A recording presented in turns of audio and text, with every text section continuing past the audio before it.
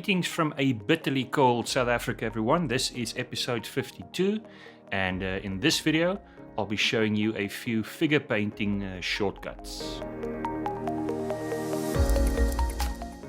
Now we're nearly done with this T72 build. The tank model is complete, and all that remains to do is to finish a few figures as well as the diorama. And in this video I'll be focusing on figure painting. Now there are many super talented figure painters out there. I'm not trying to outdo any of them, and in this video I'll be showing you a few shortcuts that I followed to paint this very nice figure kit from Mini Art.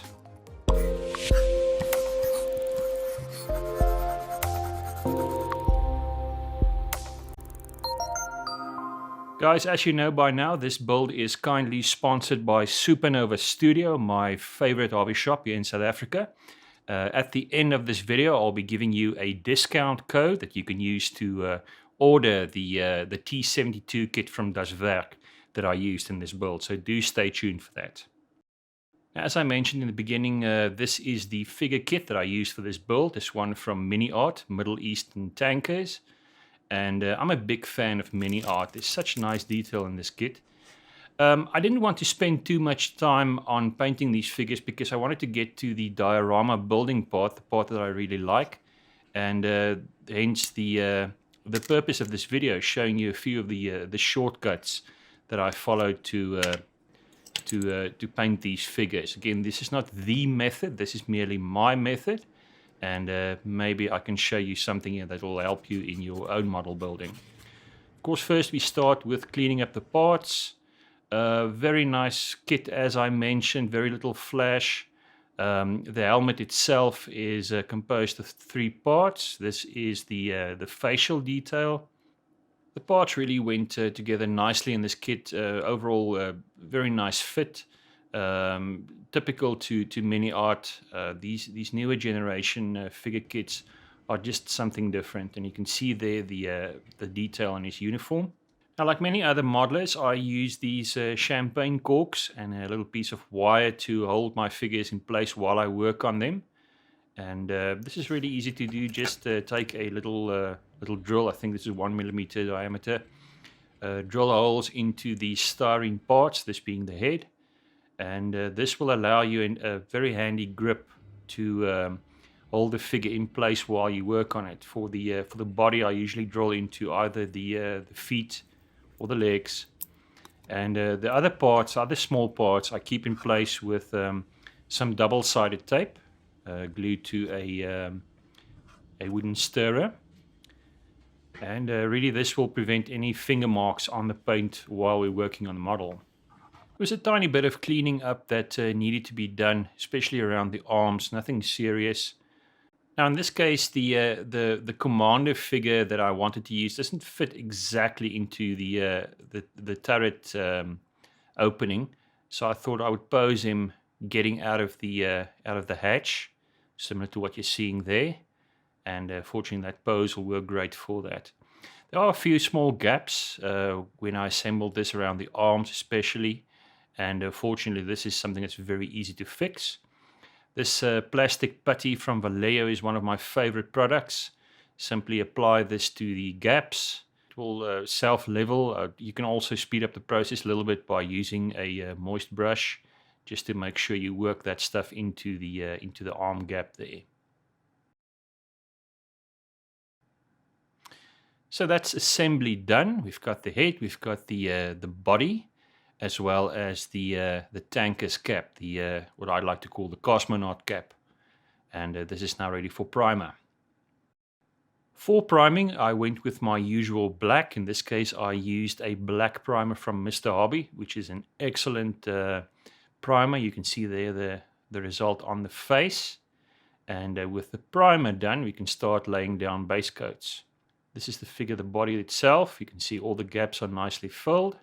Now this reference picture, I believe from the Iran-Iraq War, is quite useful to paint these figures. You can see these mustard-colored overalls, the suits that they're wearing, as well as the tanker caps. And I used this as a reference when painting these figures. In terms of paint colors, I went with the Iraqi sand color that I used on the tank itself, and this is my base color. And with the base color loaded into my airbrush, I started applying this to the figure, spraying from the top down, and you can see there immediately all the shadow areas become visible. I can see exactly where I will need to apply shadow tones. So this is a very effective way to speed up your figure painting. It will exactly show you where to apply the shadows. I used beige red for the base color for the face, and there you can see the basic components: the body, the head, as well as the helmet. The tanker's cap is ready. Now for painting, I'm using this palette from Redgrass Games, a wet palette. And I also used colors from Vallejo's face painting paint set. Guys, I can really recommend this face painting set. This really changed the way that I approached figure painting, especially painting skin tones. This is an excellent selection of paints. The colors that I used is again beige red. I used this as the basic skin color in this case. The two lighter colors being light flesh and basic skin tone, and the two darker colors that I used in this case are brown sand and black red, and between those I was able to get all the different skin tones down. For the eyes I used ivory and NATO black, also from Vallejo. Then a word about brushes. You'll need some very fine brushes. This one is from Mini Wall Paint. I've got the entire set and they are excellent brushes. And my favorite is this one from Mr. Hobby, Mr. Brush. And this is an excellent detail brush. The next step, of course, is to prepare the wet palette, get all those paint colors down and ready to start using them. Guys, if you're like me, you need magnification. I'm 47 now and my eyes are no longer what they were when I was a teen. So I need my magnification, especially for figure painting.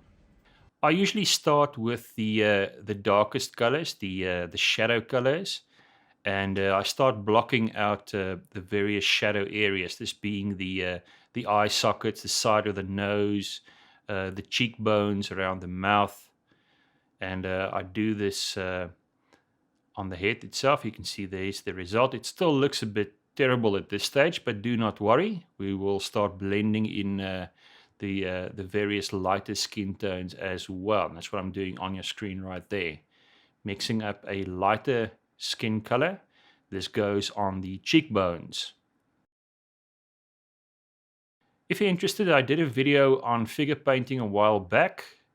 It was with oil paints. The methods and the techniques stay the same. Continue blending in your skin tones, lighter ones, darker ones, working the figure back and forth until you arrive at the result that you were looking for in the first place. You can see that all the colors are starting to blend nicely, and this was after an hour or 2 or 3, I think. Figure painting, of course, is not something you rush. You take your time with this, and you make sure you get it perfect. There we go. I'm happy with the basic skin tones I have going on there. Next is the first of the shortcuts. This is a flesh wash, also from Vallejo, from the Game Colors range. This is, of course, an acrylic wash product, and you apply this to all the recessed detail. It will flow into those spaces by itself. In this case, the eye sockets, the side of the nose, the mouth, the ears. And this is really a very nice shortcut to get all those nice contrasting flesh colors into your model. Here you can see the result. It's a bit shiny at this stage, but later on we'll fix that. It's also a good idea at this stage just to make sure that all the skin colors match across the figures. Next, the eyes. For the whites I use ivory, and for the pupils NATO black. I'll also be using my Mr. Hobby detail brush for this work. Now, I know painting eyes is a big headache to many modelers. For a long time I struggled with it as well. The basic thing to keep in mind, though, is to make sure that the face is actually facing you directly, especially when you're painting in the pupils. You can see that's what I'm doing on your screen right there.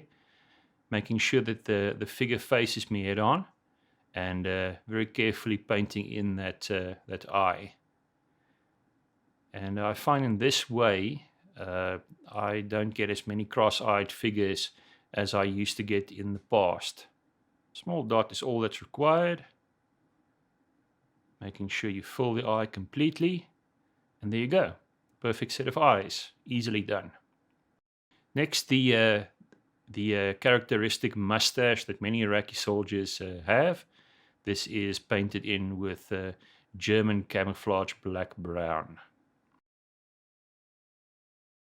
With the head done, we can move on to shadow colors and highlight colors on the body. I first start with sand yellow and start painting in some basic shadow colors in the folds of his uniform, as you can see there on your screen. Next is the tanker's helmet, and to detail and paint this properly, I'm using two colors, one being neutral gray and the other one being German camouflage black-brown. I use the dry brushing technique, first applying the black-brown, and this will give it that characteristic sort of black leather look that we're after. There we go, the black-brown has been applied.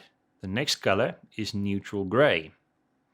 And again, using the dry brush technique, I now carefully dry brush this onto the raised detail on that cap, that helmet.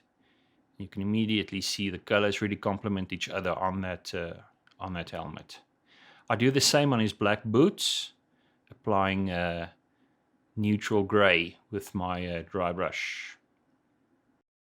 Next are the shortcuts, first being a dark wash from MIG Productions, as well as a filter color, this one being brown for dark and desert yellow. And I first apply the dark wash to the helmet, and this will darken the shadow areas, the recessed detail on that helmet. Next, I apply the brown filter to the folds in his uniform, and this is really a quick way to fill up those shadows and give us some very nice contrasty colors on that figure. And with this being a single color uniform, this is a really quick way of getting the necessary shadow and detail into that uniform. Of course, this filter color is an enamel product, and I can clean up the excess with some odorless thinner and a cotton bud.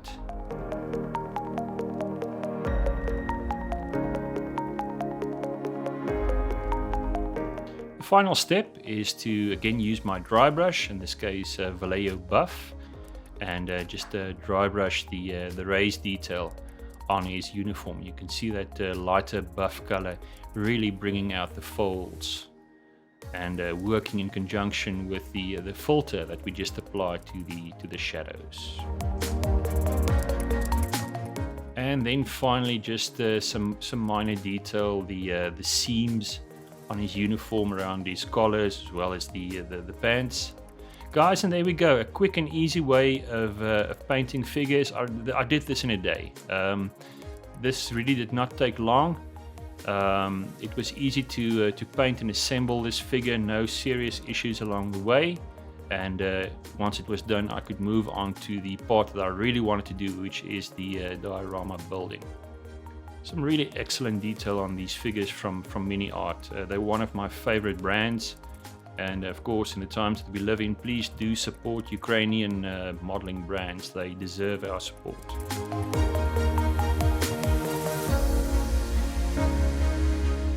Once this is in position, there we go, placed on the tank, and that is the final result. Didn't take me too long, painted in a day, and we've got some nice figures to complement the T-72 from Das Werk.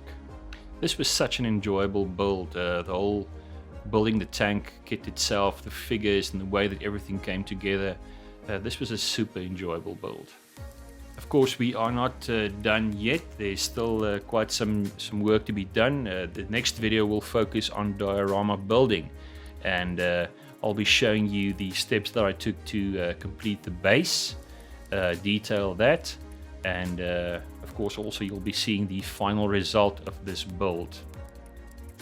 Guys, as you know by now, this build has been kindly sponsored by Supernova Studio here in South Africa.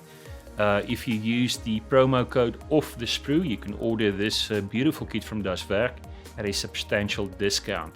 So please make use of this opportunity. It's the best price on this kit in South Africa, and this will make a nice addition to your stash. As always, the paint colors that I used and some of the detailing products are on your screen right now, available from all good hobby shops. Guys, so that's it for episode 52. Thank you for joining me. Please join me in the next video when we'll be finishing this project. Do follow me on Instagram, and I guarantee you won't miss a single thing.